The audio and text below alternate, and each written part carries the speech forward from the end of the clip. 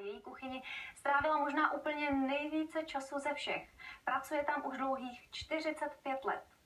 Do školní jídelny chodila jako dítě školou povinné 9 let, pak na praxi, když se učila kuchařkou a přidala si maturitu a potom další dlouhá desetiletí, co by vedoucí školní jídelny.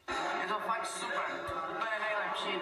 Tohle je asi největší ocenění práce. V kuchyni pomáhá při záskocích, jinak vymýšlí jídelníčky, nakupuje, organizuje a taky srovnává, co bylo třeba postrachem dětských jedlíků v 70. letech minulého století, když začínala. To si vzpomínám, že to byla dušená mrkev.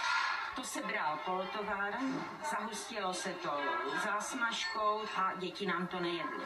Dnes, když děláme dušenou mrkvičku, přírodní s citronem, tak si na tom děti pochutnají. Paní Adamovi vždycky chutnalo, nejlepší jsou ředitelské lístky, ale i takové těstové nebo buchty, na to jsem se vždycky těšil. Perfektní ženská, je na nás důsledná, takže poslouchat musíme, ne? Paní Marie dobře zná, co dětem chutná dnes a co chutnalo i před mnoha lety. Děti mají pořád rádi rajskou omáčku, mají rádi knedlíky, bramborovou kaši, no a mají rádi lososa. Losos spíše poslední dobou, ovšem hlavní hit dnešních dětí je jasný. Pizza.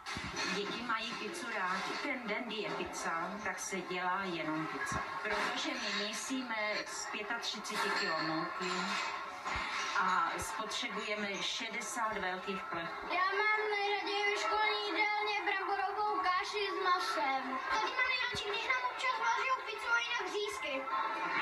Pizzu. Usměvavá, pracovitá, svědomitá paní Adamová je v kuchyni a v jídelně tak říkajíc pracovně opravdu 45 let a zvolna spěje do finiše. Paní Marie chce odejít v dubnu letošního roku do důchodu. Určitě se skvělými pocity.